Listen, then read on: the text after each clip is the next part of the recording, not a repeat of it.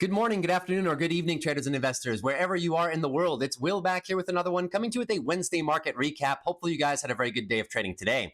And in today's markets, guys, well, what started off as a somewhat rocky start to the morning was quickly reversed into green by the bulls in the later stages of the afternoon. Seems to be like all the tariff impending news that's coming out of the Trump administration is now being priced in by retail and institutions alike as somewhat of negotiation tactics, and the markets are pushing through these volatility news catalysts events. We know that in terms of macro data, we have a fairly light week, and in terms of earnings, another fairly light week as well. So the market is just moving on pure price action alone, and so far, so good to start off the week. The rotation amongst all sectors is quite healthy. So in today's video, we're going to take a look at a few things together. Number one, do a quick little recap of our indexes. How do we stand across the SPY, the QQQ, and our minor indexes? See how that rotation is doing and which sectors are outperforming the others.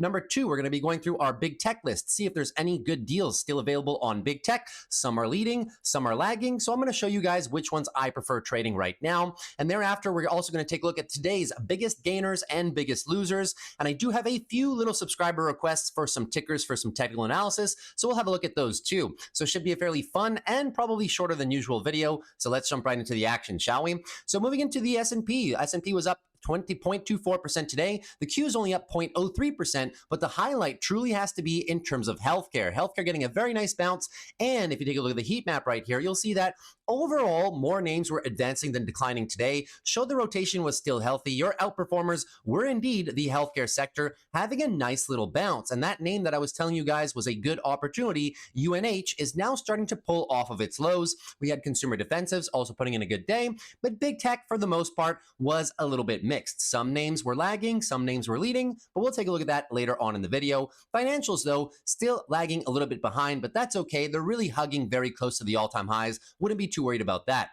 Take a look at the one-day relative performance, guys, and you'll see fairly mixed market, although there were more names that were advancing than declining on the day. The best performers of the day, though, healthcare, consumer defensives, and utilities. Energy and real estate still positive. And then the bottom half of the market led to the downside by basic materials. Leaves us on a one-week relative performance, guys, of a very healthy and balanced market. The only ones getting left behind are industrials and energy, but for the most part, everything has been pushing higher, led to the upside by technology. So all in all, I would not say that the rotation is bad. I would say that the market is relatively broad right now. And if we take a look at our breadth indicators, which we haven't done in a few weeks, we know that this was a big problem in January.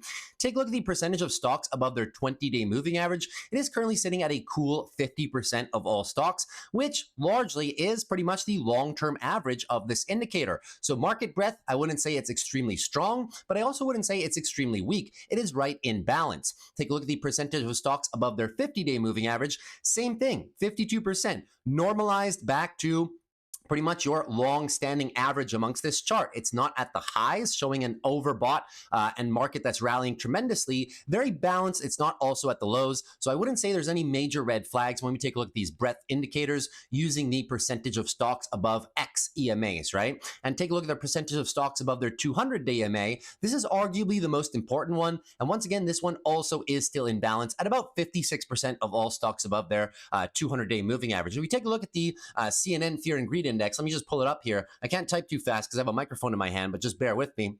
Take a look at the fear and greed index. Sorry, I didn't have it up. We're currently sitting at a fairly balanced neutral, right? In terms of momentum, right now we're neutral. Stock price strength in terms of net new 52-week highs and lows, still in a fear gauge because we are lower than we were at, many points over the course of 2024. But I wouldn't say there's any major red flags. But you can tell that traders are still somewhat timid, right? The markets are green, but we're not seeing these explosive rallies just yet. Although we are breaking above to new all-time highs, stock price breadth as well is still somewhat in a fear indication gauge, although you can see by this chart, we are fairly close to the long run average. If we were to draw a line right in the middle, this would arguably be the medium or long-term average over the past 12 months of trading. So all in all, although we are somewhat more towards fear, I think it's synonymous with more of a cautionary environment rather than so much a bearish environment, to say the least. And that's pretty much it, right? Market volatility, put and call options is at a low, all pretty much extreme greed on that read. So you can see there's a mix and a balance between these indicators overall. And I think this article sums it up really well here from the Wall Street Journal. Just going to go through a few lines with you guys. Many stocks had opened lower after Trump said he was considering tariffs of 25% or more on automobiles, semiconductors, and medicines. That weighed on those sectors throughout the early morning. By mid-afternoon trading, though, the major indexes overcame those earlier losses. In recent weeks, traders have been inclined to view tariff talk as more of a negotiation tactic. Investors are in a holding pattern, said Jeff Bernstein of Equity Capital Markets at Riveron. Equity markets are going to remain not bearish, but cautious until there's more clarity about the impact. And I think that's one of the more, let's call it safe statements about the market right now and more balanced statements. Obviously, you can have some very polarized takes on the tariffs, pro or against. But I think here, Jeff Bernstein said it pretty well, where equity markets are not quite bearish right now, but people are remaining somewhat cautious, which is also why you see kind of mixed reads when we look at fear and greed. Neutral is the best way to describe this market right now. So if you're constantly looking for high quality, high conviction stocks at very good prices, you should not be doing too poorly over the course of this year so far. So that's it for your rotation recap and the intro. Hopefully you guys enjoyed that. Now, in terms of the SPY, guys, let's jump into the indexes technical analysis, shall we? The SPY, proving to be fairly resilient in the face of the tariff talks and overall just market volatility. Beautiful daily uptrend underway right now, brand new all-time highs on the SPY. And we were saying that, if you take a look at the futures, this was a nice bull flag, nice accumulation bull flag range for about 4 weeks. And now we're getting a pop above the top. So upon any pullback on the SPY, I use the futures because it's a bit cleaner than this one on the regular SPY because it doesn't have any gaps.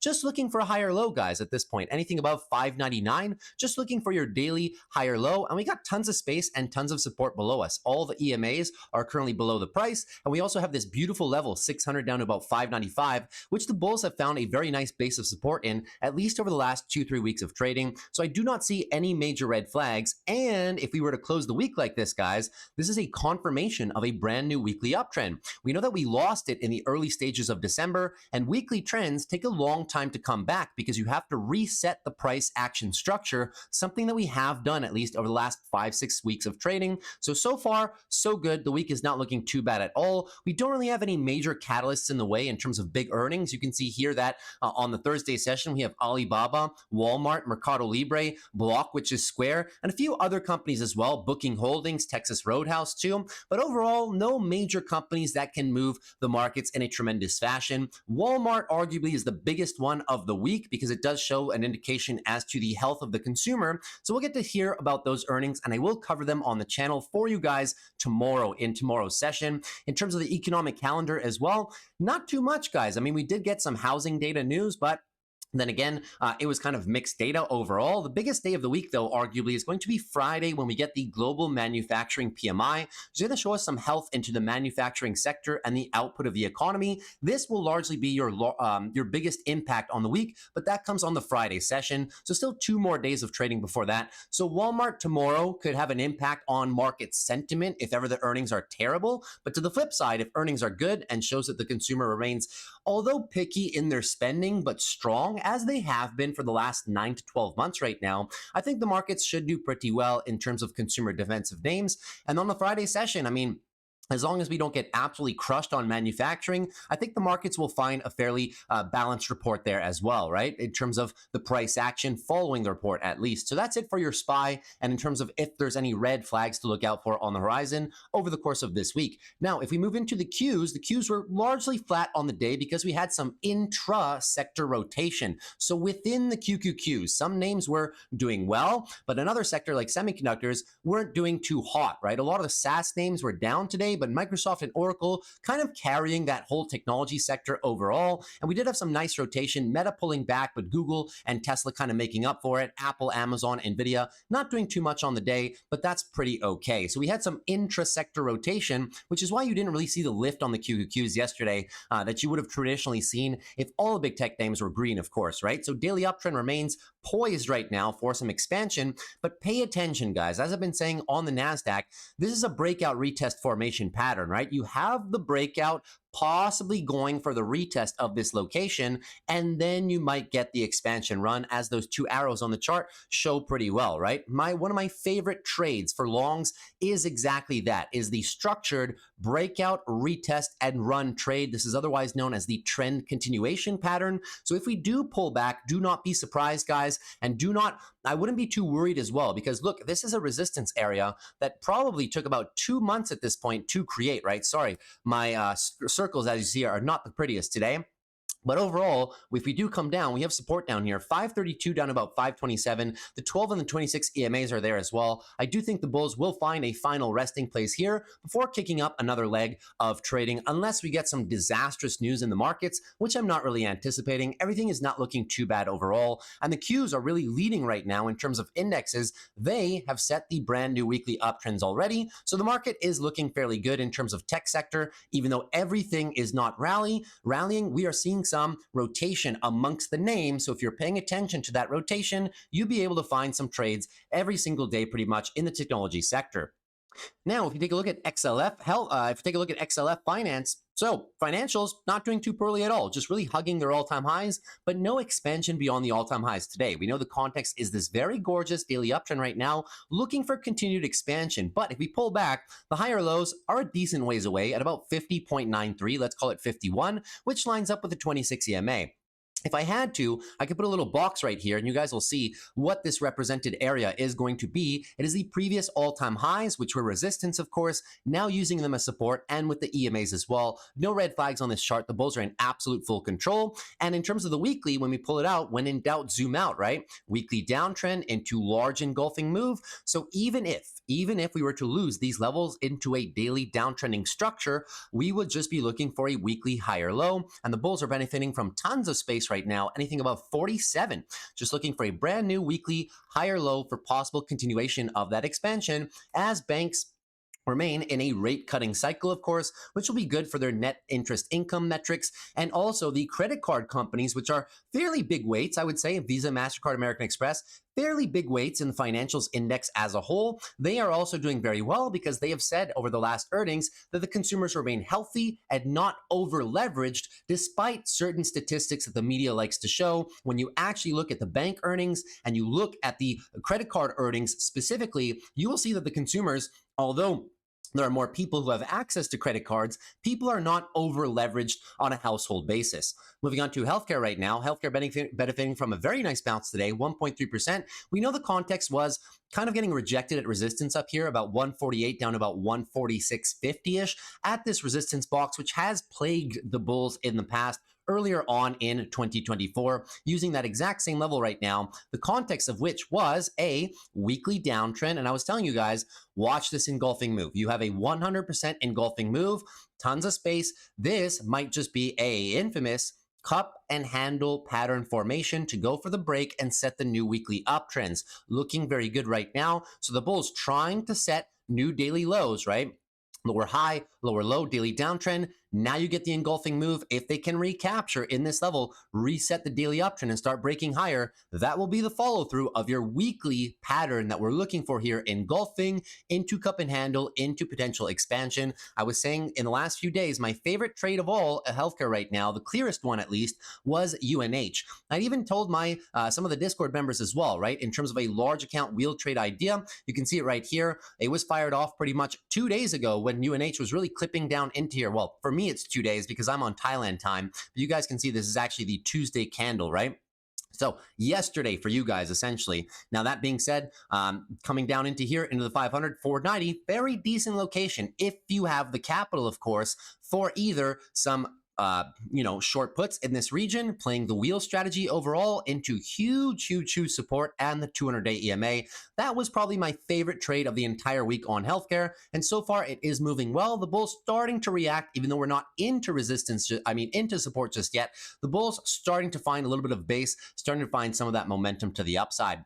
Moving into semiconductors right now, semiconductors have been performing fairly well over the last few weeks, daily uptrend, but we know, guys, right? The caveat is we're doing it into resistance, 260 down to about 250. Now, the bulls have struggled with this region for the last roughly 6 months, let's call it, and so far we are still not out of the woods. Yes, we have recaptured most of the deep seek drop, which was all the way back here, but I wouldn't say it is much of a trending market just yet. So the bulls, a little bit of work to do. If we pull back on the daily from here, they will be looking to set the higher low, anything above 245 essentially, looking for that daily higher low for possible expansion, possible completion of the gap fill, and possibly mounting and closing above this area of resistance, which is 260. I think NVIDIA earnings is going to be the catalyst next week, which could really start sending this sector higher, possibly for another one of my favorite setups, the breakout, retest, and maybe run throughout the midpoint maybe of the month of March coming up, because you take this pattern might take 2-3 weeks to play out. When you get the real expansion, might just be after the NVIDIA earnings, which of course are at the midpoint next week. Moving into the Russell right now. So the Russell not responding too well on the day, but we know that they've been largely flat over the course of the week. No clearly defined trends on the Russell right now. Getting rejected at resistance, 232, down to about 225. But all things considered, it's not looking terrible, right? If you zoom out, you'll see that, yes, we're getting rejected at resistance, but we're trying to set the higher lows and try to go for the expansion. But this area of resistance, guys, is not a small feat for the bulls. It's a big one that came into play in the stages of 2021, the previous all-time highs, and so far the bulls are just struggling. I've said it many times in the last few weeks as we've consolidated here. When it is unclear if the bulls can break this zone, there remains to be two trades. One is patiently waiting for the breakout, then the retest level when you get the confirmation that the level has been claimed by the bulls, and then you go for the trend expansion. Or if we come back down into support down here, 215, 210, that could be an interesting area to possibly start to bid for some longs if you would be so inclined. So the Russell, although relatively flat right now, is not displaying the worst price action, but still struggling a little bit around those resistance levels. Now, moving into the Dow Jones. So the Dow Jones up about 0.16%, and the Dow is really showing all signs of this being a very beautiful bull flag, tightening up, right? Very, very, very tight range of accumulation with a bullish leaning bias. Why do we have a bullish leaning bias? Well, because who's in control of the higher time frames here? The bulls are in absolute complete domination mode over this monthly time frame, has been in an accumulation phase the last 2-3 months at the highs, and even on the weekly, right? The weekly as well. Weekly downtrend, big weekly engulfing move, consolidation, right? Curling higher, accumulating at the higher levels, big move, accumulation at the top end of the range. This is picture perfect bull flag in my opinion. I would not be surprised if the bias does remain for a long side breakup on the Dow. Not looking too bad at all in that respect. All-time highs 45,000. So even here, if we're looking for a little bit of a swing trade, guys, the risk to reward is not terrible. Your stop loss would have to go below the $44,000 mark essentially, and then you'd probably be targeting something like a 45.5 or 46,000 psychological expansion. Not looking too bad, all things considered on the Dow. The chart pattern is actually looking quite good. And that is pretty much it for your major sector recap. Hopefully you guys enjoyed that. Yields we did cover yesterday, somewhat in detail. So if you want to see them yesterday, I did about 2-3 minutes on them. We'll kind of skip over them today just to focus more on stock specific stuff later in the video. In terms of crypto is still doing absolutely nothing, guys. As I've been saying, this entire crypto market is predicated on Bitcoin rallying and claiming back this level, 98 to about 101. If we cannot reclaim this level and just stay barcoding pretty much in this lower range, well, the rest of the crypto market is really not going to do too much. You'll have some green days, you'll have some red days, but overall you will not see the massive trend expansion that everybody is looking for. So first thing first, need to reclaim this zone, set the higher lows, and then start claiming the 105, 108, and eventually 110 all-time high levels. On the weekly though, I mean, it's not looking too bad, right? This is just a classic sideways range of accumulation between two zones. If Bitcoin were to send us with some sort of a fear candle back into the 91.88K range, I would be tempted to play Bitcoin through an intermediary of either MSTR or BITX, and I would be writing short puts well below the market, guys. Do not write puts too close to the market in an environment where you have no volatility, right? Because then if they bring in the volatility, you will get trapped and it will not be a fun time. So you may as well wait for a possible breakdown into a level, a quick, sharp move with increased in volatility, so you can write puts well below the market. Or flip side, if you want the confirmation of the breakout, wait for the breakout, the retest, and then the run, because then if you get the retest right here, very easy. The stop loss goes below there, and then you're targeting expansion 110, 115, etc., right? So wait for confirmation of either of the two levels, guys. Taking a long here or taking a short here, guys, is anybody's guess. It's literally just trapped between two levels, similar to semiconductors, right? So that's it for Bitcoin, and all the other ones, Ethereum, Solana, everything you guys want, those are all predicated on Bitcoin gaining level first, and then Bitcoin chilling out a bit, and then you need to see this Bitcoin dominance chart come down. The traders need to make their money, need to make their gains in Bitcoin. Then we need to see the rotation from Bitcoin into everything else. And the altcoins, specifically the ones, the L2s, the L3s, namely the ones based on Ethereum, well, they're not going to go anywhere, guys, until Ethereum actually starts running. And as you can see, Ethereum as well is just trapped at their lows right now, has not been doing much of anything for the last 2-3 weeks of trade. Decent area to accumulate some Ethereum if you enjoy buying Ethereum as well, for some potential expansion later on. As I said, when the big one, Bitcoin, starts running, that is when everything else will start running as well. Just pay special attention to that Bitcoin dominance chart, guys. It'll tell you everything you need to know about the rotation from BTC towards everything else. Moving into Apple right now, Apple up about 0.16%. I mean, not that big of a day for Apple, still relatively inside within the last 2 days of trading, but also not a bad day as well. They're still maintaining price action fairly well, and the bulls do indeed have a beautiful daily uptrend underway right now. So daily uptrend is confirmed. Anything above these guys, 227, just looking for a daily higher low for possible further trend continuation. So if we have pullback, we do have decent fallback locations. The EMAs are like right down there, and we have big support down here at 237 down to about 232. All in all, nothing bad to say about Apple, but if I was looking for a swing trade myself, it would have to be a retest of this range. Retest this range, easy. Stop loss goes below here, 227, and then you're targeting the all-time high expansion. That's about a 2-to-1 risk to reward. That would be the style of trade that I'd be looking for, rather than just blindly buying Apple right here, right? We want to be trading with structure. We want to be trading with a defined strategy that is repeatable, replicable, and that you can scale higher, right? That being said, on the weekly, it's not looking too bad for Apple. Apple is still trying to reclaim the weekly uptrend. So if we do get maybe some loss of this daily, even into, let me erase a few of these squiggly lines, daily downtrend, something like that, it'll just be looking, guys, for a weekly higher low for possible trend expansion. So pay special attention. If we do retest 237, 232, and you're a fan of playing Apple, might be good for a little bit of a swing trade. But going heavy up here on Apple, guys, I'm not sure I want to commit, because their earnings, although their earnings were fine, the company is still struggling with their flagship product to really ramp up that iPhone 16 sales metric and get that big refresh cycle on people's devices that people have been wanting Apple to do for the last 2 years, but they just have not been able to really pump out those numbers in the same fashion that they were able to a few years ago, like 2021 and 2022, right? So keep that in mind. Still at 244, trading at a relatively high valuation. That's why. How much more juice can we actually squeeze out of this orange right now? That is kind of what I'm saying. So any buys should be very calculated buys with clearly defined risk to reward setups, because just keep in mind, guys, you are trading this one at a very high valuation. In terms of long-term shares, I'm still holding my shares of Apple in my long-term portfolio. I see nothing wrong with the longevity of this company. It's just not growing the same as it was 3, 4, 5, 6 years ago right now, but we'll see in the future what they have in store for us, right? Very solid company with a tremendously solid ecosystem as well. Moving into AMD right now. So AMD up about 0.36%. But I mean, AMD is just a case of stairs up, elevator down, right? Stairs up, 2 weeks of up almost, and then 2 days worth of down. I don't know if that's what's going to happen this time, but the bulls have been relatively weak. They have been buying every single day. We're off the lows. We're not down, but it's a fairly weak move. And I was hinting at that in yesterday's analysis as well. That being said, we're trying to find a base of support in the roughly 113 down to about $199 region. The context, of course, is this sweeping weekly downtrend. And if you want to see the bulls eventually recover, they need to do a couple things. First, number one, we need to set a new daily uptrend.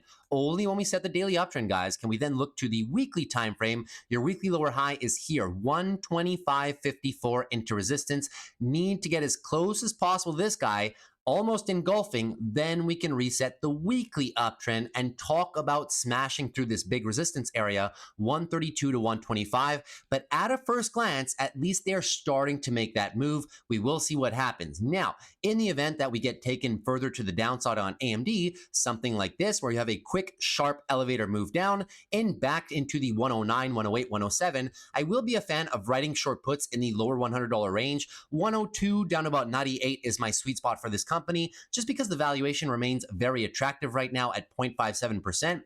Or 0.57 peg rather. The revenue and EPS are growing extremely strong. Their earnings were good. They weren't absolutely amazing, blowing past all expectations, but they were good earnings. Shows that the company is still on track to deliver what they had already guided for in 2025 and early 2026. So we will let them ramp that data center business, increase those gross margins, increase those net margins, increase that EPS and that free cash flow. So I'm a fan of willing to give this company a chance because I feel that it's a good risk to reward setup, right?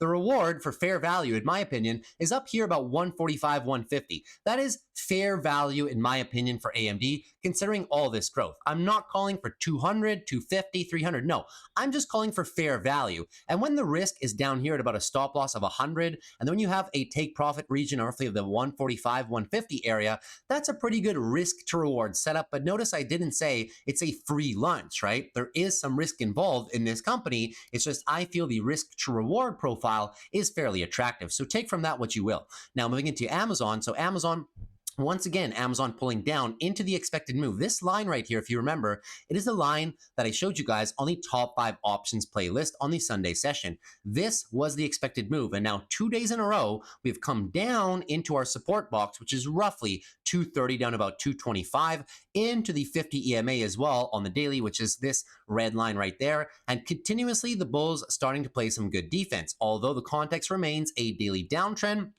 And we are just looking at this point for weekly higher lows. The bulls are still in full absolute control of these higher time frames. Beautiful weekly uptrend on Amazon, still looking for a weekly higher low. And in terms of confluence, on the weekly, the 12 EMA is also at that 224 mark. So we will see if the bulls can kind of find a baseline of support down here, maybe mount together a little bit of a rally. Nothing wrong with Amazon, guys. They had a fantastic quarterly earnings, showed that they had tremendous amounts of free cash flow generation, beautiful net margins, which are expanding right now, beautiful EPS expansion, good AWS growth. Amazon Prime Video was doing well. Their advertising business was doing well. And at the end of the day, their e-commerce business, well, it's their e-commerce business, right? It's not going anywhere and they're still dominating overall. Moving on to Google. So Google, 0.72% to the upside. Google kind of pulling in Amazon, as you can see, right? Trying to find a base of support in the last few days, last few weeks of trade. On the daily time frame, you can see that the bulls, they're trying to play defense, right? The bears tried to go for the lower lows, daily downtrend,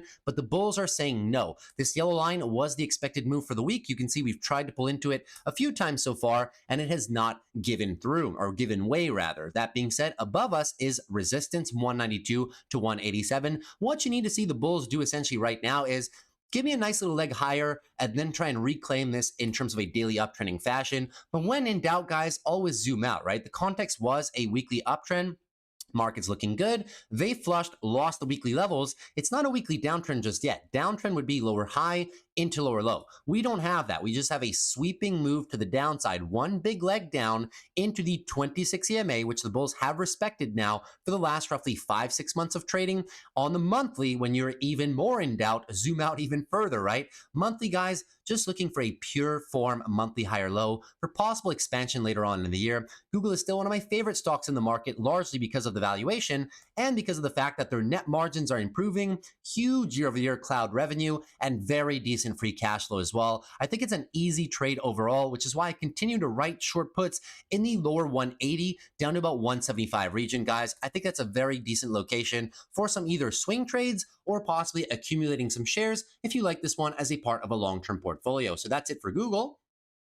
All right, so now moving into Meta. Meta was down about 1.76% today, but we know that Meta is pretty much in consolidation mode. It was a byproduct of just being overbought, right? Meta had how many days of consecutive rallies putting in new highs, even though maybe not closing at the highs. They were putting in new highs a lot over the last 3 weeks. They deserve a little bit of a break. You can see the RSI now curling down from overbought levels and the MACD curling down as well from some of its highs as well. Now, Now, that being said, Meta is still looking very good depending on which time frame you look at. On the daily, this is still a very beautiful daily uptrend looking for higher lows for some expansion. But in the event that this move was a bit too greedy by the bulls and we do pull back into a daily downtrending structure, well, just understand who's in control on the weekly here. No red flags whatsoever. The bulls are still in absolute full dominance mode of this weekly time frame, looking for some weekly higher lows. And I do think the swing trade location specifically might be around the 660, 650 level if we do pull back there. I'm not saying it's going to pull back there. I'm just saying that if it does, it would not look too bad for a swing trade opportunity. As you can see, when we break a level, come back, retest the 12 EMA, usually a decent area to start accumulating some meta positions. It has done it so many times in the past, guys, to where we pull back to either the 12 or somewhere between the 12 and 26. Look how many times it's happened in the most recent roughly 1 year of trading, right? Always has been a decent buying opportunity for Meta. So if you ask me where would I be interested for some swing trades, it would have to be here. 650 all the way to 620. I don't know if we're going to get it. All I'm saying is if we do get it, I probably will be participating. But as of right now, no major red flags. The bulls just consolidating a little bit after a phenomenal rally. Now moving on to Microsoft stock. So Microsoft as well remains poised today. They were kind of hugging the lows, but now coming a little bit alive as of the 11 a.m. candle, right? So looking very, very strong. The early morning started a little bit weak. Microsoft, we know, has been weak, has been kind of held back at these lower levels for about 4 or 5 days of trade. But I was saying, guys, decent area to be buying Microsoft, writing short puts, or possibly loading up some call debit spreads, some small swing trades if you have some shares as well. Decent location to be adding for a long-term portfolio. I mean, guys, at the end of the day, it is a 1 year range of accumulation while the stock has been improving fundamentals. So I have to be buying down here, right? That being said, very nice expansion right now. The bulls, although they had lost the daily uptrend after earnings, trying to get it back. This is a very nice, almost engulfing move of the most recent leg of daily selling price action. So the bulls will be looking to do one of two things: either engulf this, reset the daily uptrend higher, or if we start moving back from this move here, they have created a decent amount of space. Anything above 404 would be looking to set up a daily higher low to get a daily trend change and start attacking the overhead resistance levels of 425 up to about 433. Now, the 200-day EMA is above us, will be acting as resistance, but that is the one the bulls really will be wanting to reclaim, because overall, in the context of bull markets, guys, Microsoft usually doesn't spend too much time below its 200 daily moving average. As you can see, this is last year. If you go back in time, same thing, right? Look at this chart on a multi-year experience, and you'll see that Microsoft does not spend too much time, guys, below its 200-day moving average in the context of bull markets. So it's usually a good buying opportunity, especially when you have confluence coming into a big level of support. This has been one of my favorite trades to be making in the last few weeks. So hopefully you guys were also able to accumulate some positions at those lower levels. Microsoft's still looking fine. Now, moving into another one that's been doing fairly well, which has been Netflix. So we know that Netflix has, just had this tremendously strong, smooth and consecutive daily uptrend pattern. Nothing flashy, nothing fancy, no 4% days, just grinding levels higher one after the other. And this just continues at this point. They're trying to set the new daily higher lows. In the event they have to pull back more, anything above 998, 999, let's just call it a daily higher low for possible further trend continuation. Now, this one in terms of swing trades, guys, is a little bit much, right? I like to use the weekly for Netflix because I feel that it paints the best picture. Take a look at the weekly. You'll see that it does respect the weekly 12 EMA. After it runs far away from the 12, sometimes it likes to pull back into it and then reset, right? So taking some longs on Netflix up here, although it looks good on the daily timeframes, you have to be a little bit cautious with this weekly expansion because we are, at the end of the day, weekly overbought conditions on the RSI. The fundamentals are fantastic, yes, but when I see a stock that's on the monthly, very extended from its 12 EMA, and even on the weekly, very extended from the weekly 12 EMA, it's not the best location to be starting positions. That being said, just like Meta, right? That being said, if we do pull back into the 12, maybe 980 back to about 950 location, could be a decent area to load up some swing trades on a weekly time frame basis and go back for that expansion towards about $1,100. Netflix not looking too bad, all things considered, guys. Just remains very strong and no red flags as well. Their earnings were absolutely fantastic. They set records all across the boards, guys. I wouldn't be too nervous about this stock, and I am holding every single one of my shares in my long-term portfolio. Now, moving on to NVIDIA, shall we? So NVIDIA has their earnings next Wednesday. So it'll be kind of tough to derive short-term price action. They've had a tremendous rally leading into, the 2-3 weeks preceding their earnings. But if we do pull back here, we also have a lot of space. We've now reclaimed this very big area, which was resistance after DeepSeek, but had been support for the bulls over the last 3-4 months of trade. So I wouldn't be too nervous about losing this level, right? It's a very big level, and all of the EMAs we are now above as well will be acting as support. This level is 135 down to roughly 130. Higher low is set at about 129. You would just be looking for continuation of this daily trend expansion. Any move lower, anything above 129, we'll be looking for a daily higher low for possible expansion and retest of those all-time highs around 148, 150. But I would be hard pressed to believe that NVIDIA is going to either break this big level to the downside before earnings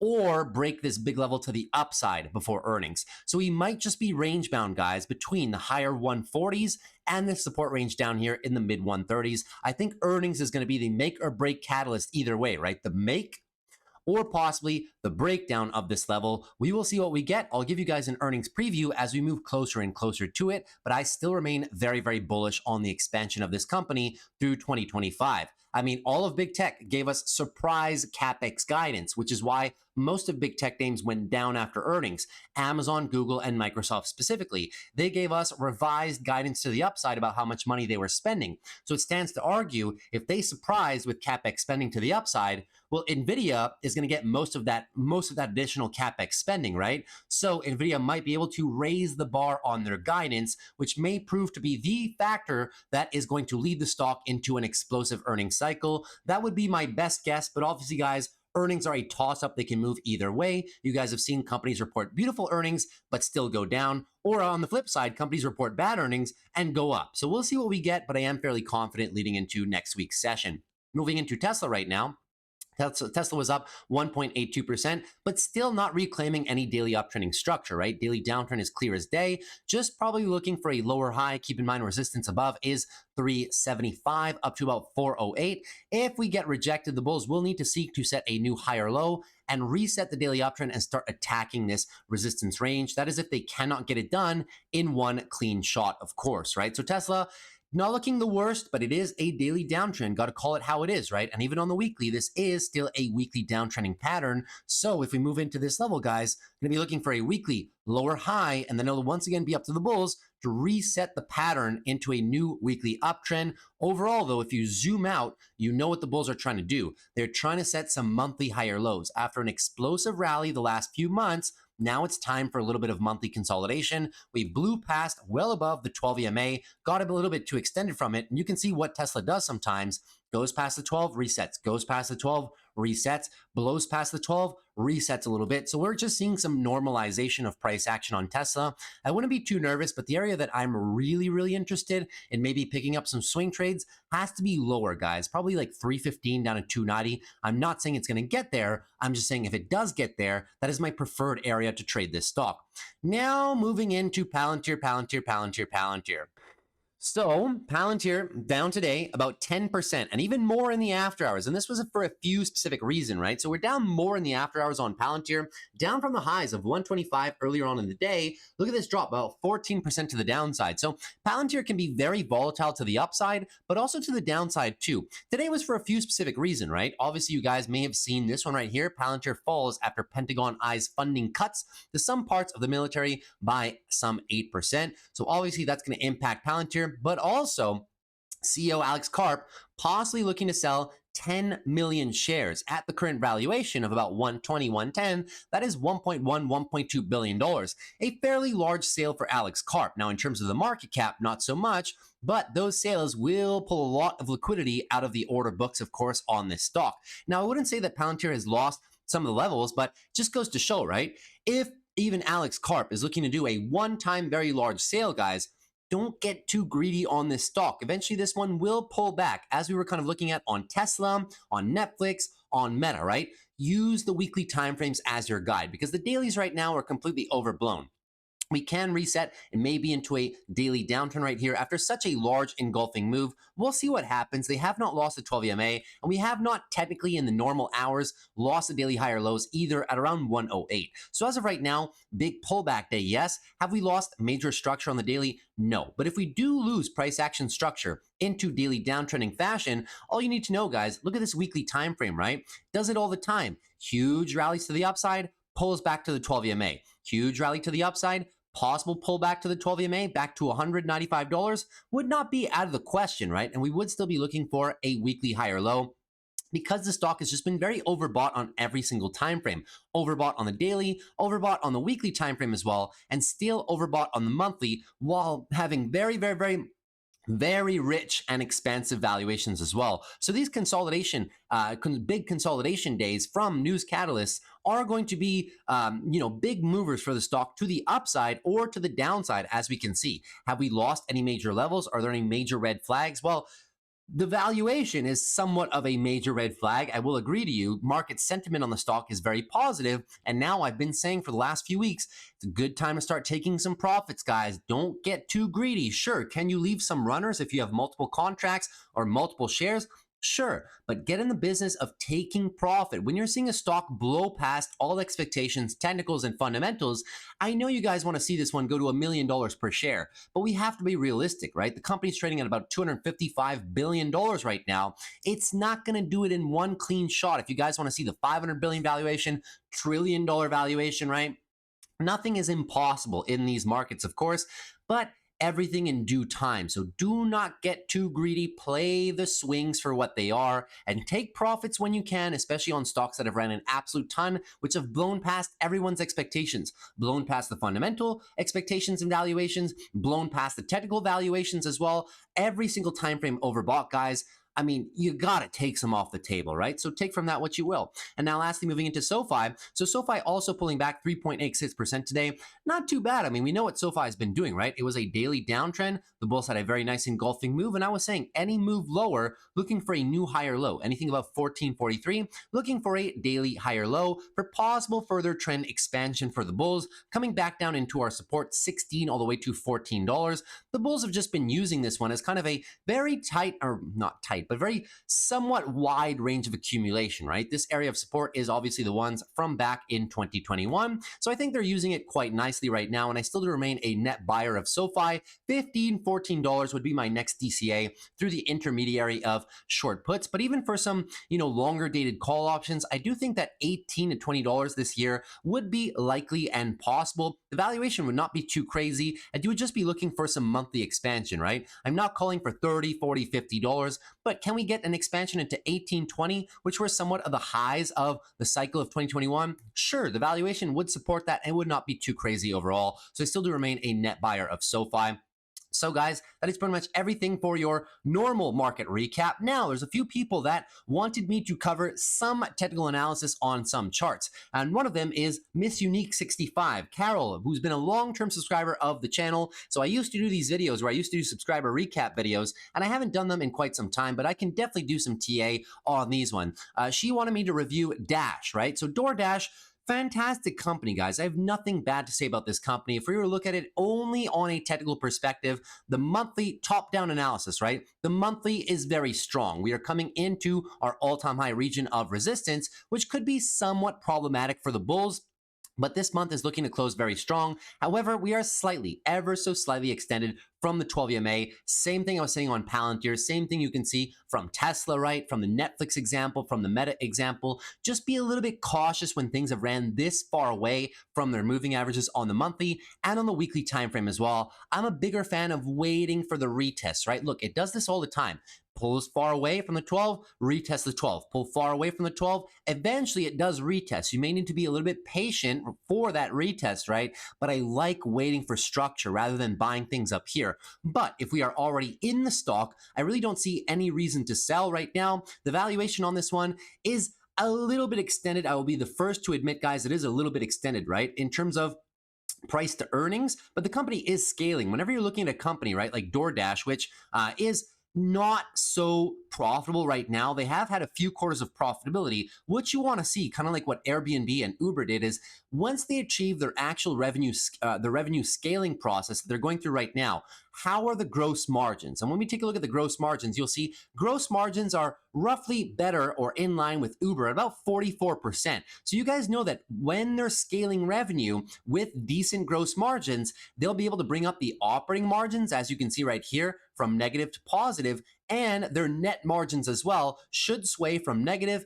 into positive to normalize at that scaled up value. So even though EPS right now is a bit of a toss up and net margins are also somewhat oscillating between positive and negative the last few quarters, I don't see any problem here. We're turning the corner to profitability just like Uber, Airbnb, and many other tech/service companies have done. And also the revenue is looking quite decent in terms of expansion too. If we take forward basis of 13 billion for 2025, I wouldn't say it's too crazy, guys, right? The market cap right now is about $90 billion, which is large, but not excessively large. 90 divided by 13, you're looking at a price to sales of about 7.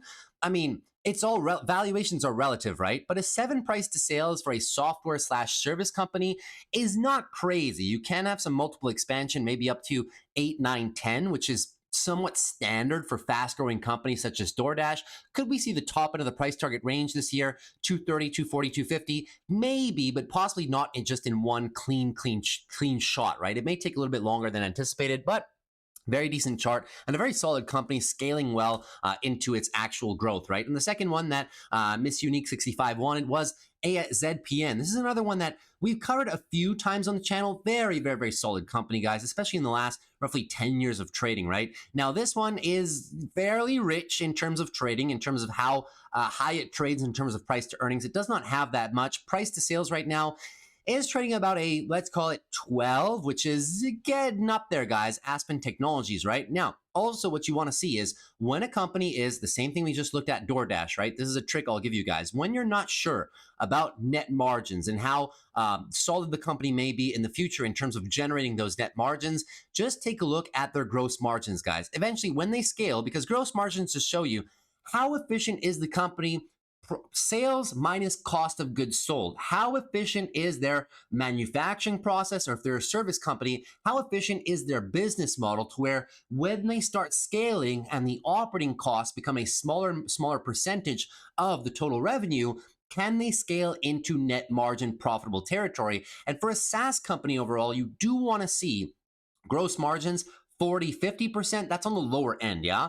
Usually for a SaaS company, you would truly love to see 70 to 80% gross margins, but not every company has those. At about 48% right now, it does allow them to expand their operating margins into profitability and their net margins as well. It's just they are not there yet. So all in all, not a bad pick, but same thing, right? Right now, we're full expansion mode. If we have shares, I see no reason to sell. But overall, guys, there could be a trade opportunity here. If you like this stock, this following zone, right? This is the monthly breakout retest. If you find it and you see it and you want to grab it here, monthly breakout, retest, and possibly run, this retest area would be my favorite trade. And we're using the monthly timeframes because I feel that it provides the most amount of clarity, right? The weekly isn't a nice weekly uptrend, but we know it's been very volatile. So when in doubt, just zoom out, use the monthly timeframes. If you're looking for a longer duration swing trade, I see no problem with making an attempt on this stock upon a retest, perhaps back down to the 230, 220 region. And that's pretty much everything for those two stocks. So thank you very much for those. Now we can also look at one more, which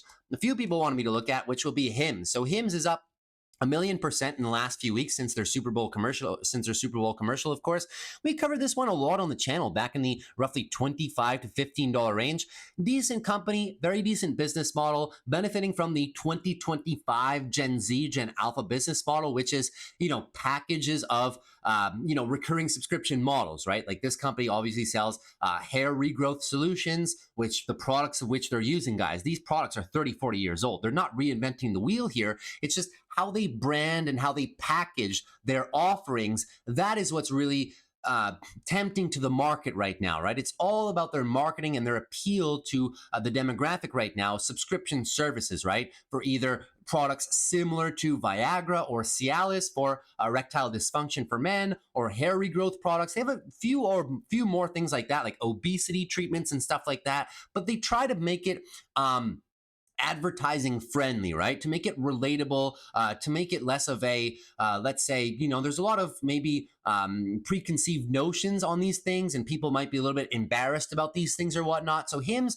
the way that they do their advertising, it's somewhat polarizing for certain people, but they're kind of pushing a very good campaign out there. And I think, because I just said, guys, like, none of the products that this company has are revolutionary. They've all been around for the last 30, 40 years. And at the end of the day, this company is competing with very big pharmaceutical players, but at the same time, they're competing with Amazon, who is dominating the pharmaceutical landscape right now. So Hims is a very solid company, but my only concern with this company in terms of medium to long-term longevity of this company and total addressable market is how much are they actually going to be able to take away from legacy pharmaceutical companies? But not only that, is Amazon eventually just going to be able to undercut this business, because you can buy these exact same products or derivatives of these products on Amazon very easily, right? People may not know that right now, but if Amazon does their own campaigns, they're going to have to contend with Amazon, right? So you always have to keep that in the back of your mind when you're looking at these companies, especially Hims, right? That being said, $15 billion valuation right now is, it's up there, but it's not terrible, right? If you take a look at this on a forward price to sales basis, you will notice that in terms of sales, because EPS is positive, yes, but I like to use price to sales when net margins are barely profitable. So forward price to sales is, you know, 15 billion market cap, $2 billion sales. I mean, it's about like what, like a 7.5, something like that, 15 divided by your 2 billion here. It's not the worst, 7.5 times forward price to sales. It could be better, and it used to be better indeed. EPS is now oscillating between coming into positivity, right? A few quarters have been very decent in terms of beats recently, so they are scaling nice right now. The price to earnings, because earnings are so small, is going to be way, way, way up there, but price to sales is a key metric for this company. And just like what we did with the previous companies we were looking at, guys, when you're looking for profitability, right? At scale, can they be a profitable business? Well, you take a look at their gross margins, because you can only improve gross margins so much over time, yeah?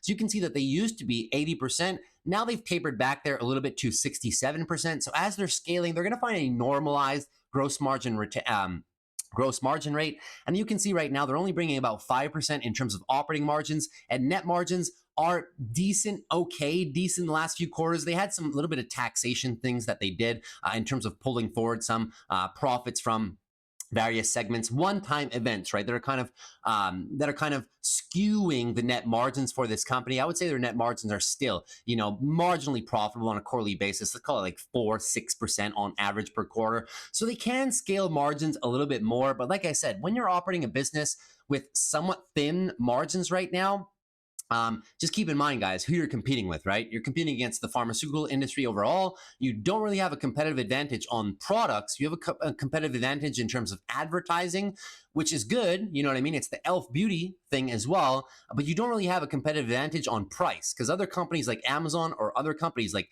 they can undercut your price and they will not care, right? So that is my worry with Hims, especially buying it up here. If you put a gun to my head and you say, buy it, I wouldn't buy it up here, guys. But if we got a pullback, let's say, you know, a more normalized pullback on him, so you pull back down to the 50, 45 range, okay, if you put a gun to my head, I might be interested for a swing trade, guys. But this one is gone, gone, gone, gone. If you're buying it here, you're way, way, way late. Our daily RSI is way too overblown. Weekly RSI is way too overblown as well.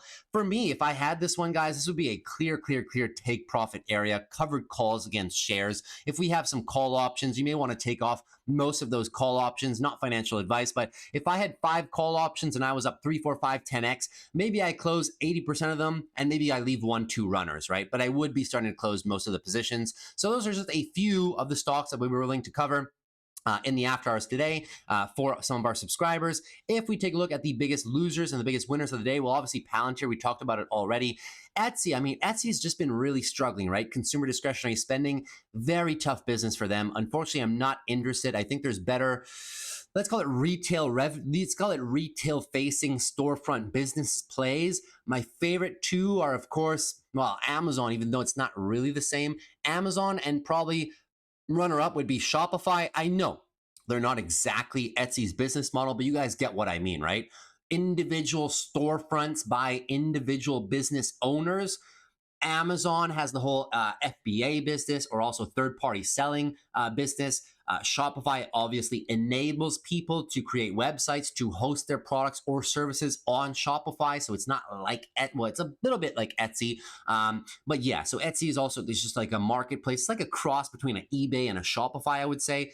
So I think there's better bets in the market than Etsy, guys. So even if they are down after their earnings, it sucks. I used to love playing this company, but it's just not been able to find much momentum with consumer discretionary spending down. ANET down after their earnings, guys. This was another earnings trade that I gave to my Discord members, and some people are already up 50%. I could go in the chat and everybody was asking, well, they're already up 50%. Can we close it the same day?